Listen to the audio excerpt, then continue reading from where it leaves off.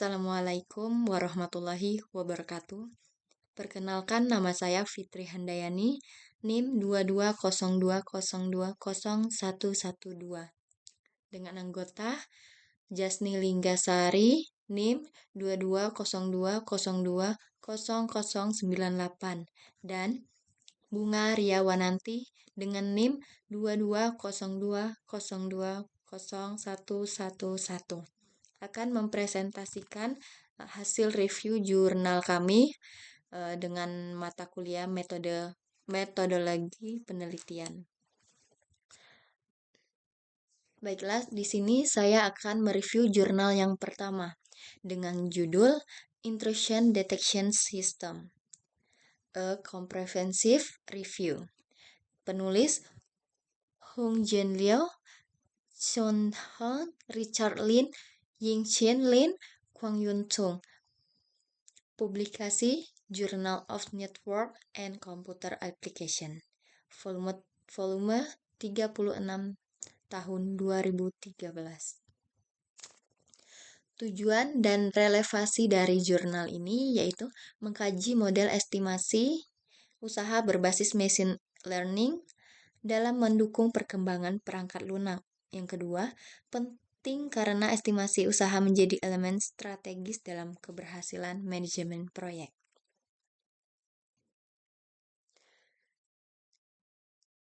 Metodologi tinjauan literatur terhadap berbagai jenis IDS. Yang pertama, signature based detection. Yang kedua, anomaly based detection, dan yang ketiga hybrid system, menggunakan teknik seperti machine learning, data mining, dan statistik. Kekurangannya tidak dijelaskan secara eksplisit metodologi penelitian literatur.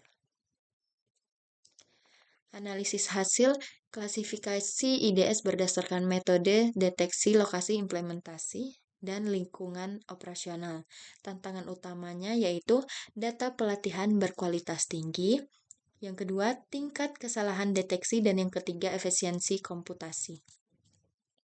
Keunggulan dari jurnal ini yaitu yang pertama, klasifikasi IDS yang terstruktur dengan jelas dan terorganisir secara rinci, mencakup berbagai kategori dan tipe sistem deteksi intrusi, serta memaparkan karakteristik, kelebihan, dan kekurangan dari masing-masing pendekatan yang digunakan dalam deteksi ancaman dan serangan di jaringan. Yang kedua, pembahasan meliputi penerapan teknologi terkini seperti pembelajaran mesin dalam meningkatkan kemampuan deteksi dan respon sistem terhadap ancaman keamanan yang berkembang. Yang ketiga yaitu memberikan panduan dan perspektif untuk arah penelitian di masa depan dengan fokus pada inovasi dan pengembangan solusi yang lebih efektif dalam menghadapi tantangan keamanan yang semakin kompleks. Adapun di sini kekurangan dan keunggulannya yaitu Kekurangannya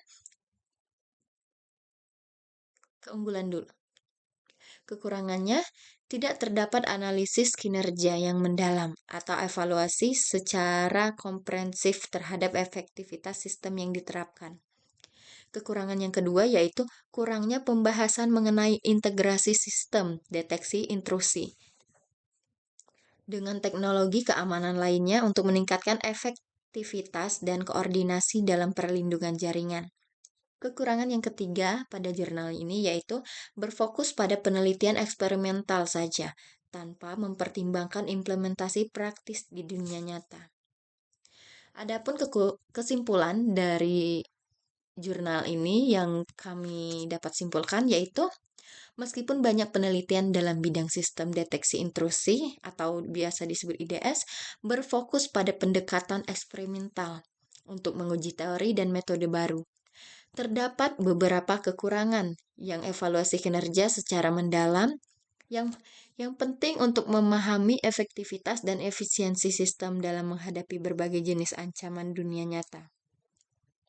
Kedua, integrasi IDS dengan teknologi keamanan lainnya seperti firewall, sistem pencegahan intrusi, dan teknologi enkripsi seringkali kurang dibahas. Padahal, kolaborasi antar teknologi ini dapat meningkatkan ketahanan sistem secara keseluruhan. Selain itu, banyak penelitian yang lebih menekankan pada teori dan eksperimen di lingkungan terkendali, tanpa mempertimbangkan tantangan yang dihadapi ketika IDS diterapkan dalam skala besar dan kondisi dunia nyata. Oleh karena itu, penting untuk memfokuskan penelitian masa depan pada penerapan praktis dan implementasi di lapangan, menguji sistem dalam konteks yang lebih realistis. Dengan kemajuan teknologi modern seperti pembelajaran mesin dan kecerdasan buatan, terdapat peluang besar untuk meningkatkan kemampuan IDS dalam mendeteksi dan merespon ancaman secara lebih cepat dan akurat. Ke depan, penelitian harus lebih berorientasi pada pengembangan solusi yang terintegrasi, fleksibel, dan dapat diimplementasikan dengan efektif untuk menghadapi ancaman keamanan yang terus berkembang. Baiklah, selanjutnya review jurnal kedua yang akan direview oleh teman saya, yaitu Jasni Linggasari.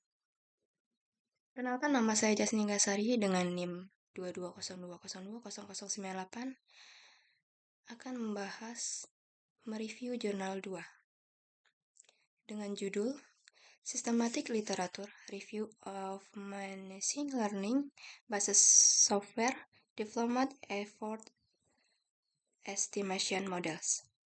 Penulisnya Jin Feng Wen, Shi Qian Li, Zi Yonglin, Yonghu, Chang Qi Huang. Publikasinya Information and Software Technology volume 54 tahun 2012.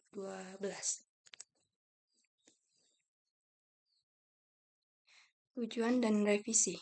Mengkaji model estimasi usaha berbasis machine learning (ML) dalam mendukung perkembangan perangkat lunak. Penting karena estimasi usaha menjadi elemen strategis dalam keberhasilan manajemen proyek. Metodologi Systematic Literature Review (SLR) mencakup 84 makalah yang diterbitkan hingga tahun 2010. Kriteria inklusi dan eksklusi dijelaskan secara mendetail. Kelemahan, penilaian kualitas literatur kurang disajikan secara terperinci.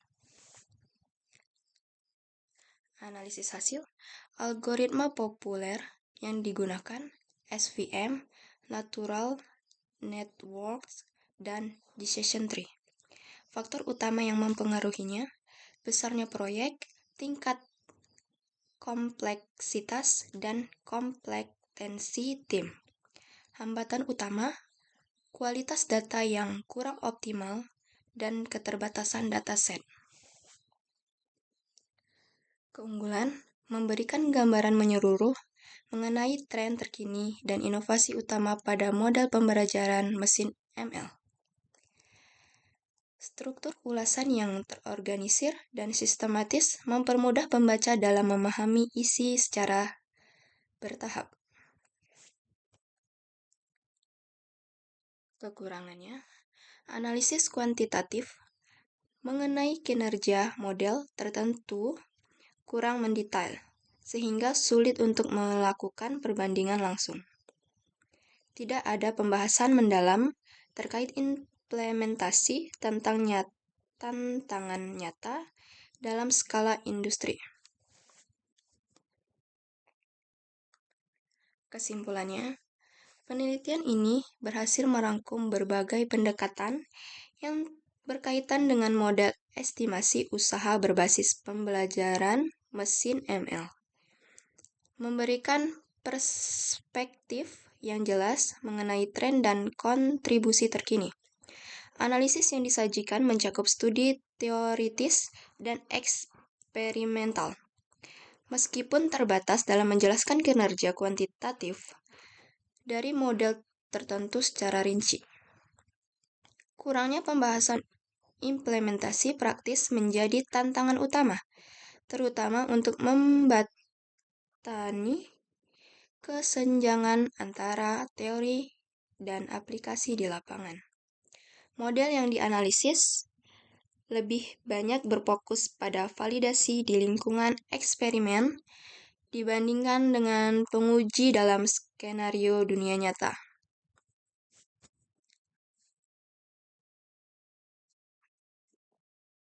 Assalamualaikum warahmatullahi wabarakatuh. Perkenalkan, nama saya Bunga Riawananti, NIM 220201111.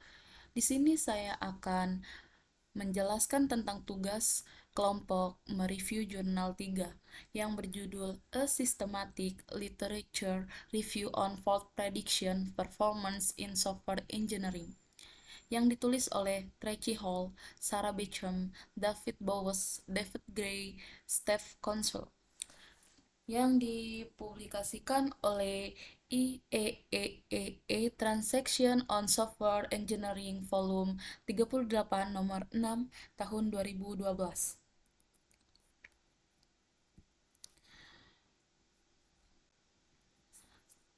Tujuan dan relevansi ini adalah melakukan kajian sistematis terhadap kinerja metode prediksi kesalahan atau fault prediction dalam konteks rekayasa perangkat lunak. Yang kedua, menyoroti evaluasi metodologi serta hasil yang diperoleh dari berbagai pendekatan untuk memberikan wawasan yang lebih terperinci dan aplikatif. Yang ketiga, meningkatkan pemahaman terkait peran prediksi kesalahan dalam meningkatkan kualitas perangkat lunak serta efisiensi proses pengembangan. Yang keempat atau yang terakhir, mengidentifikasikan kekuatan dan kelemahan pendekatan yang telah ada untuk mendukung pengembangan metode yang lebih efektif. Selanjutnya adalah metodologi. Pendekatan sistematik Literature Review (SLR) yang mencakup analisis mendalam terhadap 208 studi terkait. Yang kedua, menyusun pendekatan berbasis pada 3 dimensi utama. Yang ketiga, metrik evaluasi. Seperti menggunakan berbagai ukuran kinerja untuk menilai efektivitas metode prediksi. Yang keempat, teknik prediksi. Meninjau algoritma dan model yang digunakan untuk prediksi kesalahan, baik berbasis statistik maupun pembelajaran mesin. Yang kelima, karakteristik dataset. Mengevaluasi pengaruh faktor seperti ukuran dataset, kompleksitas, dan jenis data yang digunakan terhadap hasil prediksi. Yang terakhir, mengintegrasikan temuan dari berbagai penelitian untuk memberikan panduan sistematif bagi pengembang metode prediksi di masa depan. Selanjutnya adalah analisis hasil yang terbagi menjadi 2, yaitu model yang berbasis data seperti machine learning dan statistik lebih superior dibandingkan dengan pendekatan berbasis aturan. Yang kedua, tantangan utama meliputi variasi dalam metrik evaluasi dan kurangnya pengujian di dunia nyata. Selanjutnya, keunggulan. Keunggulannya adalah kajian sistematis terhadap berbagai metode dalam prediksi kesalahan. Kedua, analisis mendalam terhadap faktor-faktor yang mempengaruhi kinerja model. Yang ketiga, penekanan pada pentingnya standar evaluasi yang konsisten. Selanjutnya, kekurangannya. Yang pertama, terbatasnya pembahasan mengenai implementasi di dunia nyata. Yang kedua, tidak adanya panduan yang jelas bagi praktisi. Yang ketiga, kurangnya perhatian terhadap potensi bias dalam dataset. Selanjutnya, kesimpulannya adalah kontribusi signifikan terhadap peta penelitian dalam prediksi kesalahan perangkat lunak. Yang kedua, kurangnya pembahasan tentang implementasi dan standarisasi dataset mengurangi dampak yang dihasilkan.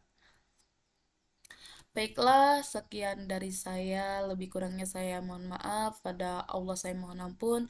Saya akhiri. Assalamualaikum warahmatullahi wabarakatuh.